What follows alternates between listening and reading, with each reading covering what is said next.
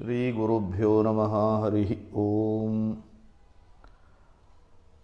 ನರಸಿಂಹೋऽಖಿಲಾಜ್ಞಾನಮತಧ್ವಾन्तದಿವಾಕರः ಜಯತ್ಯಮಿತಸಜ್ಞಾನಸುಖಶಕ್ತಿಪಯೋನಿಧಿः. ಹಯಗ್ರೀವ ಹಯಗ್ರೀವ ಹಯಗ್ರೀವೇತಿ ಯೋ ವದೇತ್ತಸ್ಯ ನಿಸ್ಸರತೆ ವಾಣಿ ಜಹ್ನುಕನ್ಯಾಪ್ರವಾಹವತ್. ಅಭ್ರಮಂ ಭಂಗರಹಿತಂ ಅಜಡಂ ವಿಮಲಂ ಸದಾ ಆನಂದತೀರ್ಥಮತುಲಂ ಭಜೆ ತಾಪತ್ರಯಾಪಹಂ. ಚಿತ್ರೈಃ ಪದೈಶ್ಚ ಗಂಭೀರೈರ್ ವಾಕ್ಯೈರ್ಮಾನೈರಖಂಡಿತೈಃ ಗುರುಭಾವಂ ವ್ಯಂಜಯಂತಿ ಭಾತಿ ಶ್ರೀಜಯತೀರ್ಥವಾಕ್. ಅರ್ಥಿಕಲ್ಪಿತಕಲ್ಪೋಯಂ ಪ್ರತ್ಯರ್ಥಿಗಜಗೇಸರಿ ವ್ಯಾಸತೀರ್ಥಗುರುರ್ಭೂಯಾದಸ್ಮದಿಷ್ಟಾರ್ಥಸಿದ್ಧಯೇ. ತಪೋ ವಿದ್ಯಾವಿರಕ್ತ್ಯಾದಿ ಸದ್ಗುಣೌಘಾಕರಾನಹಂ ವಾದಿರಾಜಗುರುನ್ ವಂದೇ ಹಯಗ್ರೀವಪದಾಶ್ರಯಾನ್. ಪ್ರಣಮತ್ಕಾಮಧೇನುಂಚ ಭಜತ್ಸುರತರೂಪಮಂ ಶ್ರೀಭಾವಬೋಧಕೃತ್ಪಾದಚಿಂತಾಮಣಿಮುಪಾಸ್ಮಹೇ. ಮೂಕೋಪಿ ಯತ್ಪ್ರಸಾದೇನ ಮುಕುಂದಶೇನಾಯತೆ ರಾಜರಾಜಾಯತೆ ರಿಕ್ತೋ ರಾಘವೇಂದ್ರಂ ತಮಾಶ್ರಯೇ. ಸತ್ಪ್ರಮೋದಸಮಾರಂಭಾಂ ಸತ್ಯನಾಥಾರ್ಯಮಧ್ಯಮಾಂ ಶ್ರೀಮದಾಚಾರ್ಯಪರ್ಯಂತಾಂ ವಂದೇ ಗುರುಪರಂಪರಾಂ.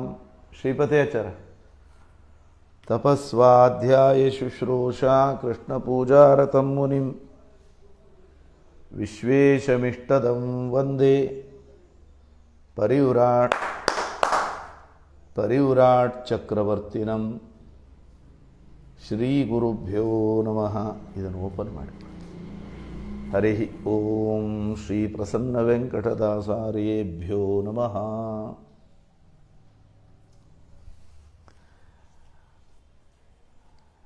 ಪ್ರಸನ್ನ ವೆಂಕಟದಾಸರ ಆಹ್ನಿಕ ವಿಚಾರ ಎಂಬ ಒಂದು ಪುಟ್ಟ ಕೃತಿ 9 ನುಡಿಗಳನ್ನು ಒಳಗೊಂಡ ಈ ಕೃತಿಯಲ್ಲಿ ದಾಸರಾಯರು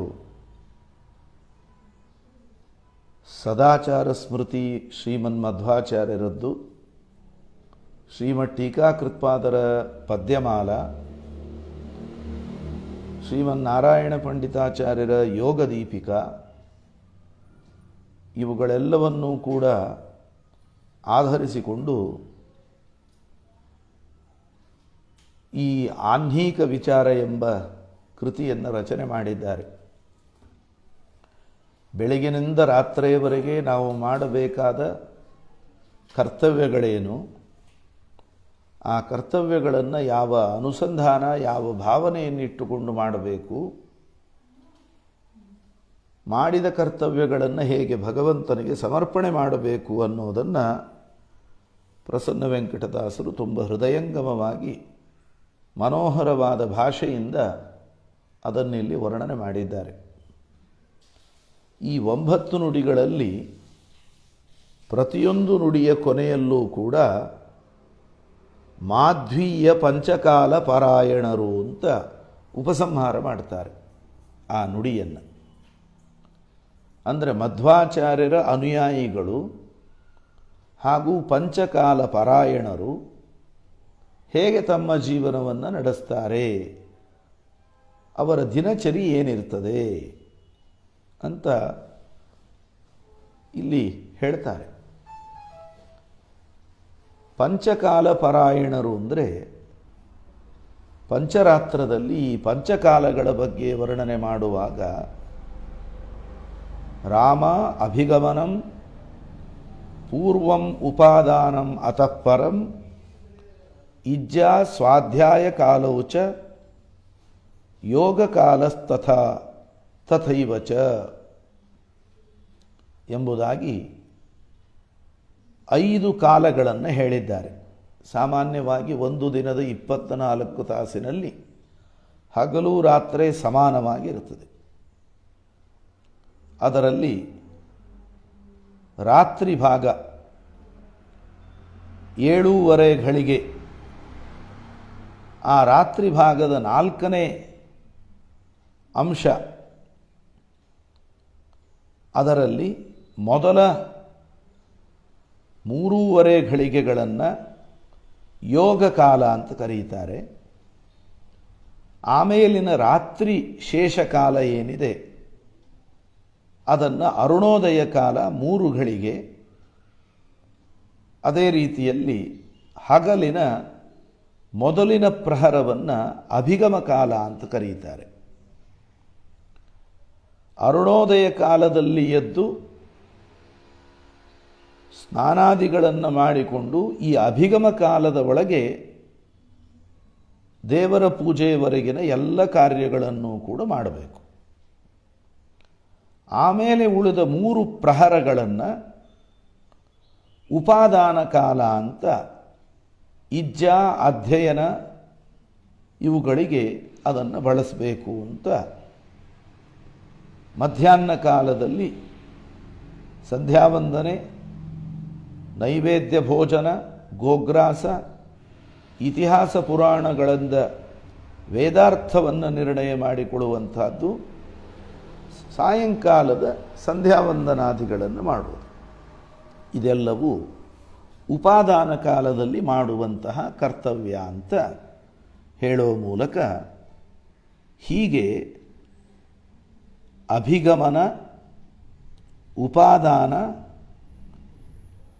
ಯೋಗ ಕಾಲ, ಇಜ್ಜಾ ಸ್ವಾಧ್ಯಾಯ ಕಾಲ ಅಂತ ಕಾಲಗಳನ್ನು 5 ವಿಂಗಡಣೆ ಮಾಡಿದ್ದಾರೆ. ಅದನ್ನು ಪಂಚಕಾಲ ಅಂತ ಹೇಳೋದು. ಪಂಚಕಾಲದಲ್ಲಿ ಮಾಡುವಂತಹ ಕರ್ತವ್ಯಗಳನ್ನು ತಪ್ಪದೇ ಮಾಡುವವರನ್ನು ಪಂಚಕಾಲ ಪರಾಯಣರು ಅಂತ ಕರೀತಾರೆ. ಅಂತಹ ಪಂಚಕಾಲ ಪರಾಯಣರಾದ ಎಲ್ಲ ಸಾಧಕರು ಕೂಡ ಈ ರೀತಿಯಲ್ಲಿಯೇ ತಮ್ಮ ಈ ಕಾಲವನ್ನು ಯಾಪನೆ ಮಾಡುತ್ತಾರೆ. ಹಾಗಾಗಿ ಪಂಚಕಾಲ ಪರಾಯಣರು ಸರ್ವ ಸತ್ಕರ್ಮ ವಂಚಿಸದೆ, ಶಕ್ತಿ ಇದ್ದು ಸಮಯ ಇದ್ದು ಕಾಲವಂಚನೆ ಮಾಡಬಾರದು. ಏನೋ ವ್ಯರ್ಥವಾದ ಲೌಕಿಕ ಕಾರ್ಯಗಳಿಗೆ ಆಕರ್ಷಿತರಾಗಿ ನನಗೆ ಸಮಯ ಇಲ್ಲ, ಶಕ್ತಿ ಇಲ್ಲ ಅಂತ ವಂಚನೆ ಮಾಡಬಾರದು. ಎಲ್ಲ ಇದ್ದು ಇಲ್ಲ ಅಂತ ಎಲ್ಲನೂ ಬಿಟ್ಟರೆ ಅದು ವಂಚನೆ ಆಗ್ತದೆ.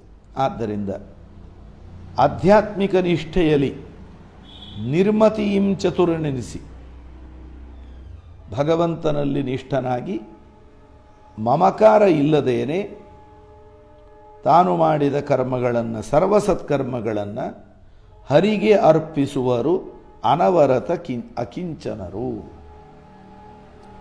ಭಗವಂತನನ್ನು ಬಿಟ್ಟು ಬೇರೆ ಏನನ್ನೂ ಬಯಸದವರು ಅಕಿಂಚನರು.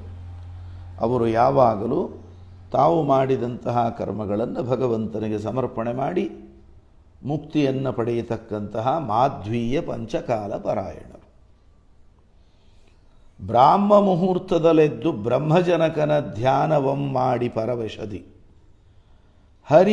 ಹರಿಯ ಚಾರಿತ್ರೆ ಗುಣಕರ್ಮಗಳ ಕೀರ್ತಿಸಿದ ಬಳಕ. ಬೆಳಗ್ಗೆ ಬ್ರಾಹ್ಮ ಮುಹೂರ್ತದಲ್ಲಿ ಏಳಬೇಕು. ಬ್ರಾಹ್ಮ ಮುಹೂರ್ತ, ಉಷಃಕಾಲ, ಅರುಣೋದಯ ಕಾಲ ಅಂದರೆ ಒಂದೇ. ಚತಸ್ರೋ ಘಟಿಕಾ ಪ್ರಾತಃ ಅರುಣೋದಯ ಉಚ್ಯತೆ ಯತೀನಾಂ ಸ್ನಾನಕಾಲೋಯಂ ಗಂಗಾಂಬ ಸದೃಶ ಸ್ಮೃತಃ ಅಂತ ಶಾಸ್ತ್ರಗಳಲ್ಲಿ ವರ್ಣನೆ ಮಾಡಿದ್ದಾರೆ. ಸೂರ್ಯೋದಯ 6 ಗಂಟೆಗಿದೆ ಅಂದರೆ ಅದಕ್ಕಿಂತ 4 ಘಳಿಗೆ ಮೊದಲು, ಅಂದರೆ 2.5 ತಾಸು ಮೊದಲು, ಅಂದರೆ 4.25 ಗಂಟೆಯಿಂದ ಸುಮಾರು 3.5 ಗಂಟೆಯಿಂದ 6 ಗಂಟೆಯವರೆಗಿನ ಅವಧಿ ಅದು ಅರುಣೋದಯ ಕಾಲ ಅಂತ ಕರೆಸ್ಕೊಡ್ತದೆ. ಬ್ರಹ್ಮದೇವರಿಗೆ ಭಾರೀ ಪ್ರಿಯವಾದ ಕಾಲ ಅನ್ನೋದಕ್ಕೆ ಇದನ್ನು ಬ್ರಾಹ್ಮ ಮುಹೂರ್ತ ಅಂತ ಕರೀತಾರೆ. ಈ ಸಮಯದಲ್ಲಿ ಮಾಡತಕ್ಕಂತಹ ಜಪ, ಅಧ್ಯಯನ ಎಲ್ಲವೂ ಶೀಘ್ರ ಫಲಕಾರಿ. ಈ ಕಾಲದಲ್ಲಿ ಎದ್ದು ಮುಖ ಪ್ರಕ್ಷಾಳನ ಮಾಡಿ ತುಳಸಿ ಮೃತ್ತಿಕೆಯನ್ನು ಧಾರಣ ಮಾಡಿಕೊಂಡು ಬ್ರಹ್ಮಜನಕನ ಧ್ಯಾನವಂ ಮಾಡಿ ಪರವಶದಿ. ಏಕಾಗ್ರ ಮನಸ್ಸಿನಿಂದ ಬ್ರಹ್ಮನನ್ನೂ ಸೃಷ್ಟಿ ಮಾಡಿದಂತಹ ಪರಮಾತ್ಮನನ್ನು, ಅವನ ಚರಿತ್ರೆ ಗುಣಕರ್ಮಗಳ ವರ್ಣನೆ ಮಾಡಬೇಕು. ಗಜೇಂದ್ರ ಮೋಚನ ಮಾಡಿದ್ದು, ವಾಮನನ ಸ್ತೋತ್ರ, ಕಪಿಲ ರೂಪದಿಂದ ತಾಯಿಗೆ ಉಪದೇಶ ಮಾಡುವಾಗ ಆಪಾದಮೌಲಿ ಪರ್ಯಂತರವಾಗಿ ಪರಮಾತ್ಮನ ರೂಪವನ್ನು ಚಿಂತನೆ ಮಾಡಬೇಕಾದದ್ದು, ಈ ಎಲ್ಲ ಪರಮಾತ್ಮನ ಕೀರ್ತಿಗಳನ್ನು, ಚರಿತ್ರೆಗಳನ್ನು ನಮಗೆ ತೋರಿಸಿಕೊಡುವಂತಹ ಸ್ತೋತ್ರಗಳಿಂದ ಅವನನ್ನು ಸ್ತೋತ್ರ ಮಾಡಬೇಕು, ಮಂಗಳಾಷ್ಟಕ ಹೇಳಬೇಕು. ಬಳಿಕ ಮಲಿನವಂ ತ್ಯಜಿಸಿ ಮೃತ್ ಶೌಚವಾಚರಿಸುತ್ತ ತಾ ಮೊಗದೊಳೊಂದು ಗಂಡೂಷ ದಂತಧಾವನ ಆಚಮನ ವಿಧಿಯ ಅಂತ. ಆಮೇಲೆ ತಾನು ಮಲವಿಸರ್ಜನಾದಿಗಳನ್ನು ಮಾಡಿಕೊಂಡು ಮೃತ್ತಿಕಾ ಶೌಚವನ್ನು ಮಾಡಿ ಕೈ ಕಾಲು ಮಲದ್ವಾರಗಳನ್ನು ಶುದ್ಧ ಮೃತ್ತಿಕೆಯಿಂದ ತೊಳೆದುಕೊಂಡು ಆಮೇಲೆ ಬಾಯಿ ಮುಕ್ಕಳಿಸಿ ಗಂಡೂಷ ಮೂತ್ರ ವಿಸರ್ಜನೆ ಮಾಡಿದರೆ 4 ಬಾರಿ ಬಾಯಿ ಮುಕ್ಕಳಿಸೋದು. ಮಲ ವಿಸರ್ಜನೆ ಮಾಡಿದ ನಂತರ 16 ಬಾರಿ ಬಾಯಿ ಮುಕ್ಕಳಿಸೋದು. ಹೀಗೆಲ್ಲ ಹೇಳಿದ್ದಾರೆ. ಆ ಗಂಡೂಷವನ್ನು ಮಾಡಿದ ಮೇಲೆ ದಂತಧಾವನ, ದಂತಕಾಷ್ಠ ಮುಂತಾದವುಗಳಿಂದ ದಂತಧಾವನವನ್ನು ಮಾಡಬೇಕು. ಆವಾಗ ಆ ದಂತಕಾಷ್ಠಗಳನ್ನು ಪ್ರಾರ್ಥನೆ ಮಾಡಲಿಕ್ಕಿರ್ತದೆ. ಆಯುರ್ಬಲಂ ಯಶೋವರ್ಚ ಎಂಬುದಾಗಿ ಆ ವನಸ್ಪತಿಗಳು, ತ್ವನ್ನೋದೇಹಿ ವನಸ್ಪತೆ ಎಂಬುದಾಗಿ ಆ ವನಸ್ಪತಿಗಳು, ಬೇವು ಮುಂತಾದ ಕೆಲವು ವನಸ್ಪತಿಗಳ ಕಟ್ಟಿಗೆಯಿಂದ ದಂತಧಾವನವನ್ನು ಅವನು ಮಾಡಿಕೊಳ್ಬೇಕು. ಆಯುರ್ಬಲಂ ಯಶೋವರ್ಚ ಪ್ರಜಾ ಪಶು ವಸೂನಿಚ ಬ್ರಹ್ಮಪ್ರಜ್ಞಾಂಚ ಮೇಧಾಂಚ ತ್ವನ್ನೋದೇಹಿ ವನಸ್ಪತೆ ಅಂತ. ಇಂತಹ ಕಾಷ್ಠಗಳಿಂದ ದಂತಧಾವನ ಮಾಡಿದರೆ ಆಯುಷ್ಯ, ಬಲ, ಕೀರ್ತಿ, ವರ್ಚಸ್ಸು, ಪ್ರಜ್ಞಾ, ಪಶು, ಸಂಪತ್ತು, ಬ್ರಹ್ಮಜ್ಞಾನ, ಒಳ್ಳೆಯ ಮೇಧಾಶಕ್ತಿ, ಅನೇಕ ವಿಷಯಗಳನ್ನು ಬುದ್ಧಿಯಲ್ಲಿಟ್ಟು ಧಾರಣಾಶಕ್ತಿ, ಇದೆಲ್ಲವನ್ನು ನನಗೆ ಕೊಡು ಅಂತ ವನಸ್ಪತಿಯನ್ನು ಪ್ರಾರ್ಥನೆ ಮಾಡಿ ಆ ದಂತಧಾವನವನ್ನು ನಾವು ಮಾಡಬೇಕು. ಅದಾದ ನಂತರದಲ್ಲಿ ಅವನು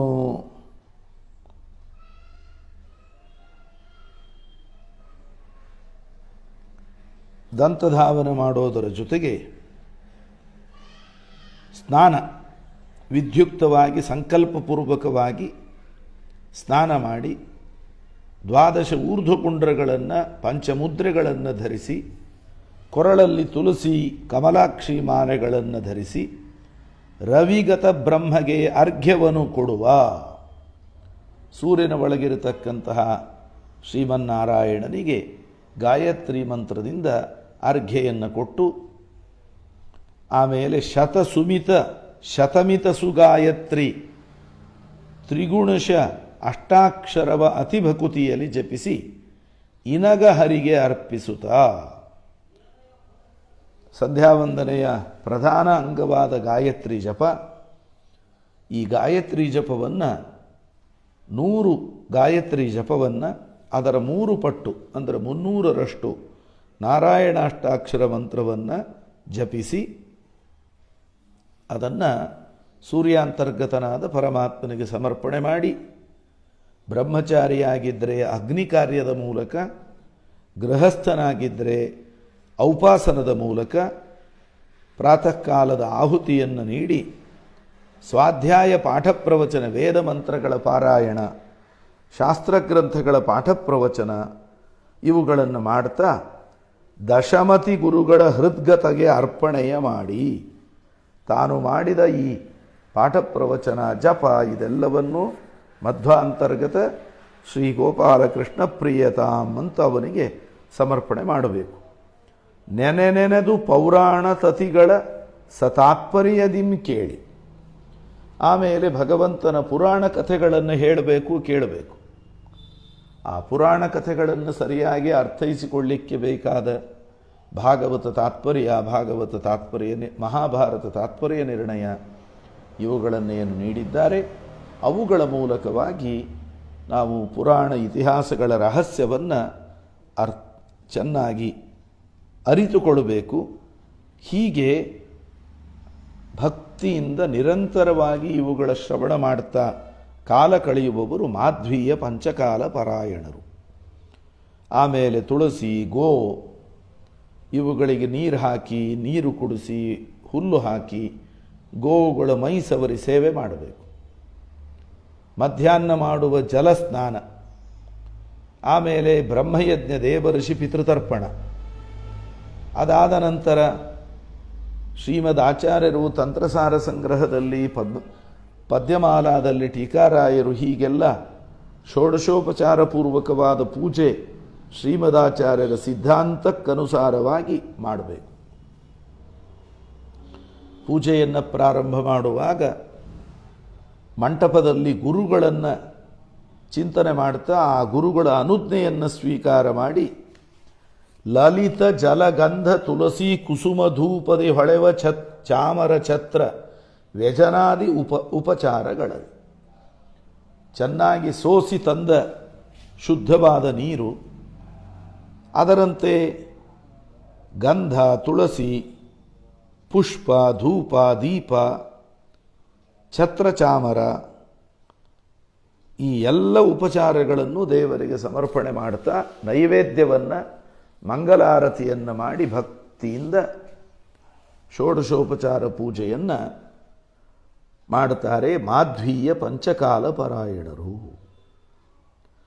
ತಂತ್ರಸಾರೋಕ್ತಿಯಲ್ಲಿ ಅರ್ಚಿಸುತ್ತ ತನ್ನಯ ಸ್ವತಂತ್ರವಂ ಮರೆದು, ಹೀಗೆ ತಂತ್ರಸಾರೋಕ್ತ ರೀತಿಯಲ್ಲಿ ಷೋಡಶೋಪಚಾರಕ ಪೂರ್ವಕ ಪೂಜೆಯನ್ನು ಮಾಡ್ತಾ ನಾಹಂಕರ್ತ ಹರಿಕರ್ತ ತತ್ಪೂಜಾ ಕರ್ಮಚಾಖಿಲಂ ಅಂತ ಶ್ಲೋಕ ಹೇಳೋ ಮೂಲಕವಾಗಿ ಪೂಜೆ ಮಾಡುವಲ್ಲೂ ನಾನು ಸ್ವತಂತ್ರನಲ್ಲ ಅಂತ ತನ್ನ ಸ್ವಾತಂತ್ರ್ಯವನ್ನು ಮರೆತು ಪರಾಧೀನತೆಯನ್ನು ನೆನಪಿಟ್ಟುಕೊಂಡು ಶ್ರೀಮದ್ ಹನುಮ ಭೀಮ ಮಧ್ವಾಂತರ್ಗತ ರಾಮಕೃಷ್ಣ ವ್ಯಾಸ ಅನಂತಾತ್ಮಗರ್ಪಿಸಿ ಮಾಡಿದ ಈ ಎಲ್ಲ ಪೂಜೆಯನ್ನು ಹನುಮ ಭೀಮ ಮಧ್ವಾಂತರ್ಗತ ವೇದವ್ಯಾಸಾಭಿನ್ನ ನಾರಾಯಣನಿಗೆ ಸಮರ್ಪಣೆಯನ್ನು ಮಾಡ್ತಾ ಪ್ರದಕ್ಷಿಣೆ ನಮಸ್ಕಾರಗಳನ್ನು ಹಾಕಿ ಸ್ತೋತ್ರ ಮಾಡ್ತಾ ಆಮೇಲೆ ವೈಶ್ವದೇವ ಬಲಿಹರಣ ಶ್ರೀಮದ್ ಅಜ್ಞಾಂತರ್ಗತಗೆ ಅರ್ಪಿಸುತ್ತ ವೈಶ್ವದೇವ ಬಲಿಹರಣವನ್ನು ಮಾಡಿ ಅಜ್ಞಾಂತರ್ಗತನಾದ ಭೂತಗಳಲ್ಲಿ ಅಂತರ್ಗತನಾದ ಪರಮಾತ್ಮನಿಗೆ ಸಮರ್ಪಣೆ ಮಾಡಬೇಕು. ಆಮೇಲೆ ಅತಿಥಿಯ ಅಭ್ಯಾಗತ ಅಂತರ್ಯ ಹರಿಪೂಜೆ. ಯಾರಾದರೂ ಮನೆಗಳಿಗೆ ಅತಿಥಿಗಳು ಬಂದಿದ್ದರು, ಅತಿಥಿಗಳು ಅಂದರೆ ನಾವು ಆಮಂತ್ರಣ ಕೊಟ್ಟು ಬಂದವರಲ್ಲ, ಆಮಂತ್ರಣ ಕೊಡದೆ ನಮಗೆ ಇಂಥ ದಿವಸ ಬರ್ತೇವೆ ಅಂತ ಹೇಳದೆ ಅನಿರೀಕ್ಷಿತವಾಗಿ ಹೇಳದೆ ಬಂದವರು ಅತಿಥಿಗಳು. ಅಭ್ಯಾಗತರು ಅಂದರೆ ನಮಗೆ ಇಂತಹ ದಿವಸ ಬರ್ತೇವೆ ಅಂತ ಹೇಳಿ ಪೂರ್ವ ಸೂಚನೆ ಕೊಟ್ಟು ಅಥವಾ ನಾವು ಕರೆದು ಆಮಂತ್ರಿತರಾಗಿ ಬಂದವರು ಅಭ್ಯಾಗತರು ಅಂತ ಕರೆಸ್ಕೊಳ್ತಾರೆ. ಹೀಗೆ ಅತಿಥಿಗಳೇ ಬರಲಿ, ಅಭ್ಯಾಗತರೇ ಬರಲಿ, ಅವರ ಒಳಗೆ ಭಗವಂತನ ಪೂಜೆ ಎನ್ನುವ ಅನುಸಂಧಾನದಿಂದ ಅವರಿಗೆ ತೀರ್ಥ, ದೇವರ ನಿರ್ಮಾಲ್ಯ, ಗಂಧ, ಮೃಷ್ಟಾನ್ನ ಇವುಗಳನ್ನೆಲ್ಲ ಹಾಕಿ ಅವರನ್ನು ಸಂತೋಷಪಡಿಸಬೇಕು. ಇದರಿಂದಲೇ ಸಂತೋಷ ಪಡುವ, ತೃಪ್ತಿ ಪಡುವಂತಹ ಸ್ವಭಾವ ಇರುವ ಮಾಧ್ವೀಯ ಪಂಚಕಾಲ ಪಾರಾಯಣರು ಈ ಕರ್ತವ್ಯಗಳನ್ನು ಮಾಡ್ತಾರೆ. ಅದರಂತೆ ಸಜ್ಜನರೊಂದಿಗೆ ಪಂಕ್ತಿಯಲ್ಲಿ ಕುಳಿತುಕೊಂಡು ಸಜ್ಜನರೊಡನೆ ಆಪ್ತರೊಡನೆ ವ್ಯರ್ಥ ಆಲಾಪಗಳನ್ನು ಮಾಡದೆ ಭಗವಂತನ ಗುಣಗಾನವನ್ನು ಮಾಡುತ್ತಾ ಮುಕುಂದ ಗೋವಿಂದ ಮಧುಹರ ಹರೇ ಯಾದವ ಪತೆ ವಾಸುದೇವ ನಾರಾಯಣ ವೇದಶಾಸ್ತ್ರ ಪರಾಯಣ ಎಂಬುದಾಗಿ ಅವನನ್ನು ಉಚ್ಚಕಂಠದಿಂದ ಆದಿ ಮಧ್ಯ ಅಂತರಹಿತ ಅಧೋಕ್ಷಜ ಎನ್ನುತ್ತ, ಆದಿ ಮಧ್ಯ ಅಂತ ಅಂದರೆ ಪರಮಾತ್ಮನಿಗೆ ಹುಟ್ಟಿಲ್ಲ, ಮಧ್ಯದಲ್ಲವನನ್ನು ಯಾರು ರಕ್ಷಣೆ ಮಾಡಬೇಕಾಗಿಲ್ಲ, ಅವನೇ ಸರ್ವರಕ್ಷಕ, ಕೊನೆಗವನಿಗೆ ಸಂಹಾರ ಇಲ್ಲ. ಹೀಗೆ ಅನುಸಂಧಾನ ಮಾಡುತ್ತಾ ಪರಮಾತ್ಮನನ್ನು ಸ್ತೋತ್ರ ಮಾಡುತ್ತಾ ಅವನ ಮಹಿಮೆಯನ್ನು ಆಸ್ವಾದನ ಮಾಡುತ್ತಾ ಸಾರಭೋಕ್ತೃ ಶ್ರೀಹರೇ ಅಂತ ಸರ್ವಭೋಕ್ತೃವಾದ ಸಾರಭೋಕ್ತೃವಾದ ಆ ಪರಮಾತ್ಮನನ್ನು ನಿಂತು ಚಿಂತನೆ ಮಾಡುತ್ತಾ ಭೋಜನ ಮುಗಿಸಬೇಕು. ಭೋಜನ ಅಂದರೆ ಪ್ರಾಣಾಗ್ನಿಹೋತ್ರಾಧಿಪತಿ ಯಜ್ಞವಂ ಮುಗಿಸಿ. ಭೋಜನ, ಊಟ ಇದು ನಮ್ಮ ಹೊಟ್ಟೆ ತುಂಬಿಸೋ, ಹೊಟ್ಟೆ ಎಂಬ ಚೀಲವನ್ನು ತುಂಬಿಸೋ ಕಾರ್ಯ ಅಲ್ಲ. ಪ್ರಾಣಾಗ್ನಿಹೋತ್ರ ಅಂತ ಕರೆಸಿಕೊಳ್ತದೆ. ಇದೊಂದು ದೊಡ್ಡ ಯಜ್ಞ. ವೈಶ್ವಾನರ ನಾಮಕ ಪರಮಾತ್ಮನನ್ನು, ನಮ್ಮ ಹೊಟ್ಟೆಯಲ್ಲಿರೋ ವೈಶ್ವಾನರನ್ನು ತೃಪ್ತಿಪಡಿಸೋದಕ್ಕೋಸ್ಕರ ಮಾಡುವ ಯಜ್ಞ. ಆದ್ದರಿಂದ ಅಂತಹ ಪ್ರಾಣಾಗ್ನಿಹೋತ್ರ ಯಜ್ಞವನ್ನು ಮುಗಿಸಿ ತೀರ್ಥ ತುಳಸಿಯ ಸೇವಿಸುತ್ತ ಇಹರು ಮಾಧ್ವೀಯ ಪಂಚಕಾಲ ಪರಾಯಣರು. ಭೋಜನೋತ್ತರದಲ್ಲಿ ಕೈಕಾಲುಗಳನ್ನು ಚೆನ್ನಾಗಿ ತೊಳೆದು ಅಂಗೈಗಂಟಿದಂತಹ ನೀರನ್ನೆಲ್ಲ ಹೆಬ್ಬೆರಳಿನ ಮೂಲಕವಾಗಿ ತಂದು ಎರಡೂ ಕಣ್ಣುಗಳ ಮೇಲೆ ಆ ಹೆಬ್ಬೆರಳಿನ ಉಗುರಿನ ತುದಿಯಿಂದ ಆ ನೀರನ್ನು ಕಣ್ಣಲ್ಲಿ ಹಾಕ್ಕೊಳ್ಬೇಕು.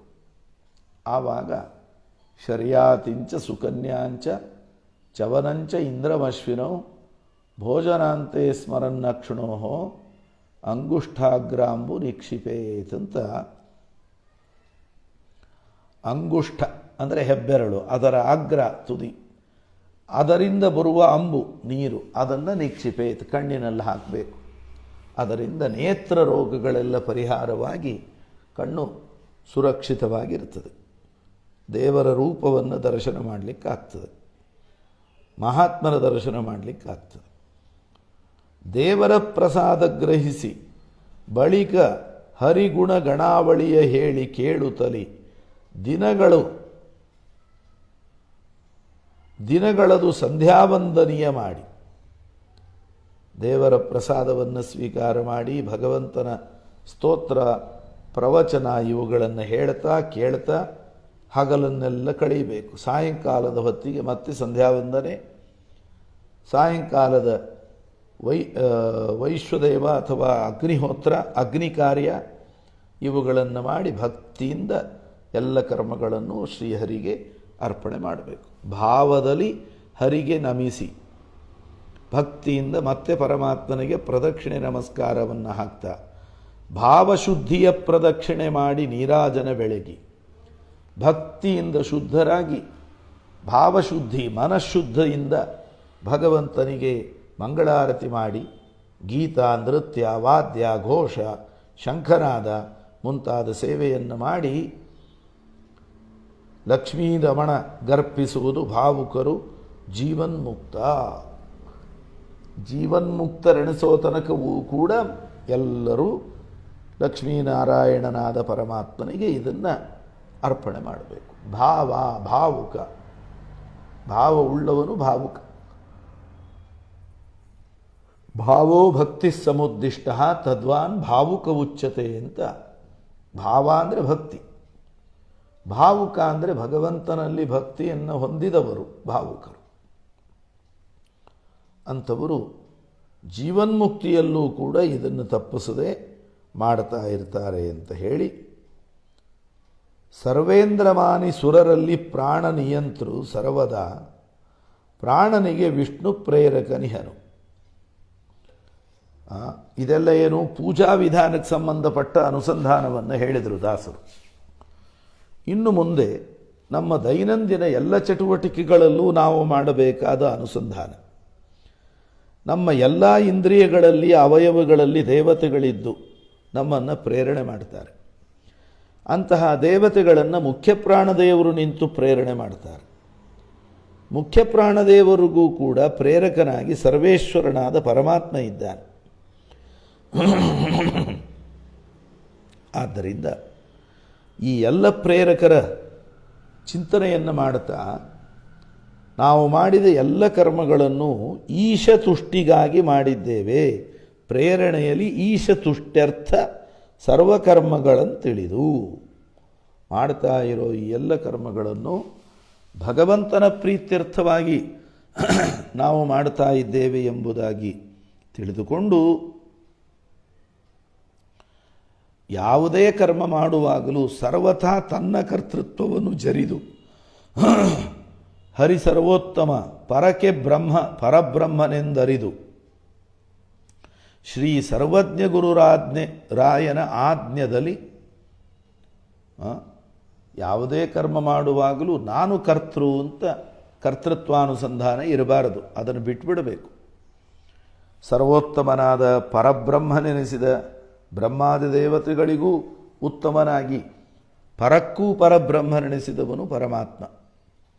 ಅಂತಹ ಪರಮಾತ್ಮನ ಸೇವೆಯನ್ನು ಮಾಡುತ್ತಾ ಸರ್ವಜ್ಞ ಗುರುರಾಯನ ಆಜ್ಞೆಯಲ್ಲಿ ಶ್ರೀಮದ್ ಆಚಾರ್ಯರ ಆಜ್ಞೆಯಂತೆ ಮಾಡುವಂತಹ ಈ ಎಲ್ಲ ಕರ್ಮಗಳನ್ನು ಮಾಡ್ತಾ ಕಾಲವನ್ನು ಸಾರ್ಥಕಗೊಳಿಸಿಕೊಳ್ಳುವವರೇ ಮಾಧ್ವೀಯ ಕಾಲಪರಾಯಣರು.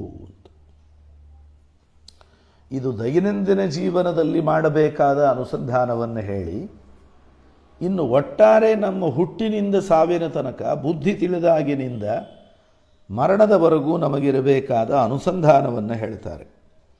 ಸುಖ ದುಃಖ ಸಿರಿಯು ದಾರಿದ್ರ್ಯವೆಲ್ಲವೂ ನರಸಖನ ಅಧೀನವು.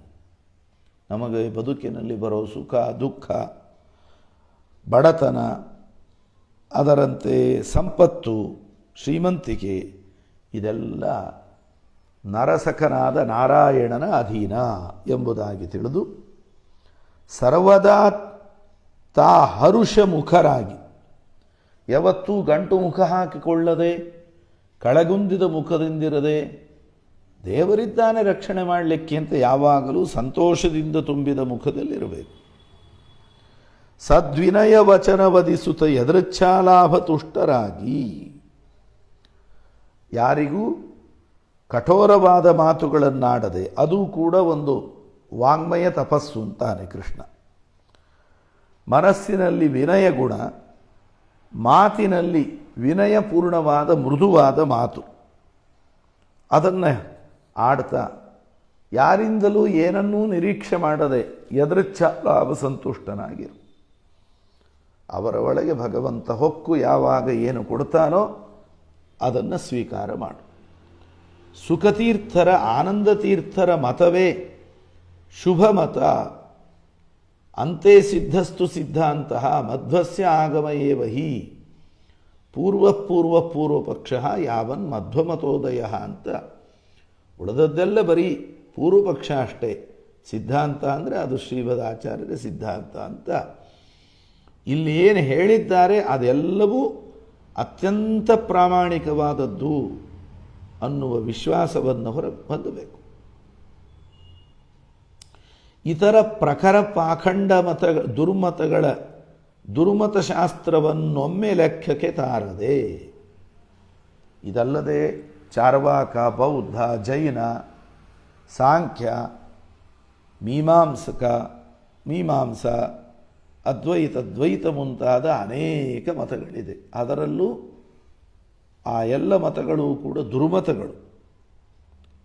ಅವುಗಳು ಯಾವುದನ್ನು ಗಮನಿಸಲಿಕ್ಕೆ ಹೋಗಬಾರ್ದು. ಅಂದರೆ ಅದನ್ನು ಓದಿದರೂ ಕೇಳಿದರೂ ಅದರಲ್ಲಿ ಹೇಳಿದಂತೆ ಈ ಜಗತ್ತು ಸುಳ್ಳು ಇತ್ಯಾದಿಯಾಗಿ ತಿಳಿದುಕೊಂಡು ಬುದ್ಧಿವಿಕಾರಕ್ಕೆ ತುತ್ತಾಗಬಾರದು. ಅದನ್ನು ಖಂಡನೆ ಮಾಡೋದಕ್ಕೆ ಪೂರ್ವಪಕ್ಷ ರೂಪದಲ್ಲಿ ತಿಳಿಯಬೇಕಷ್ಟೆ.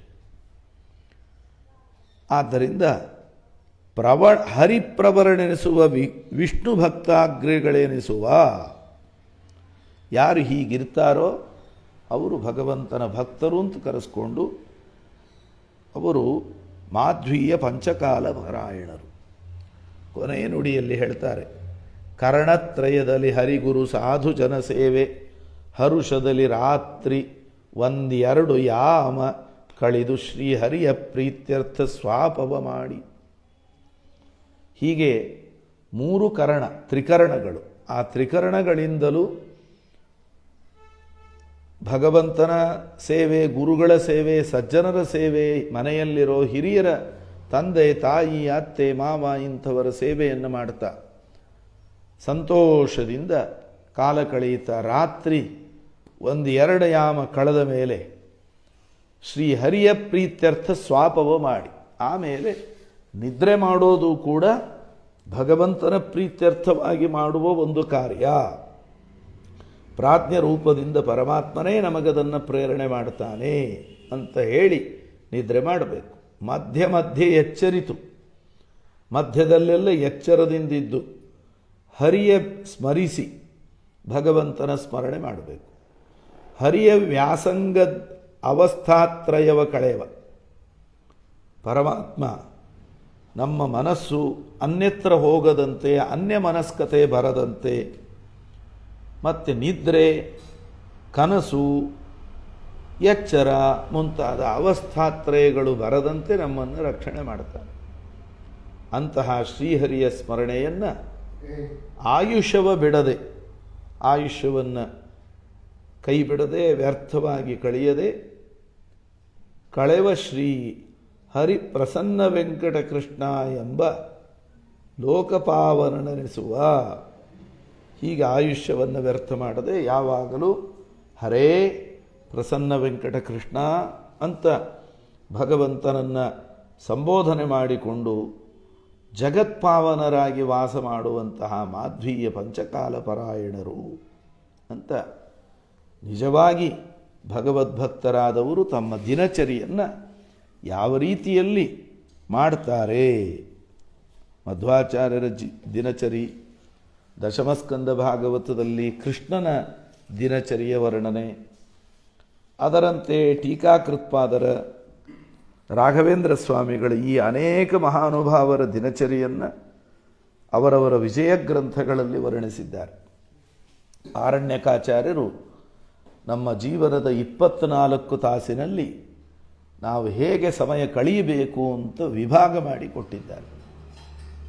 ಆ ರೀತಿಯಲ್ಲಿ ದಿನಚರಿಯನ್ನು ಅರಿತುಕೊಂಡು ನಾವೇನೇನು ಕರ್ತವ್ಯ ಮಾಡಬೇಕು, ಏನು ಅನುಸಂಧಾನ ಇರಬೇಕು, ಅದನ್ನೆಲ್ಲ ಪ್ರಸನ್ನ ವೆಂಕಟದಾಸರು ಇಲ್ಲಿ ಸುಂದರವಾಗಿ ಚಿತ್ರಣ ಮಾಡಿದ್ದಾರೆ.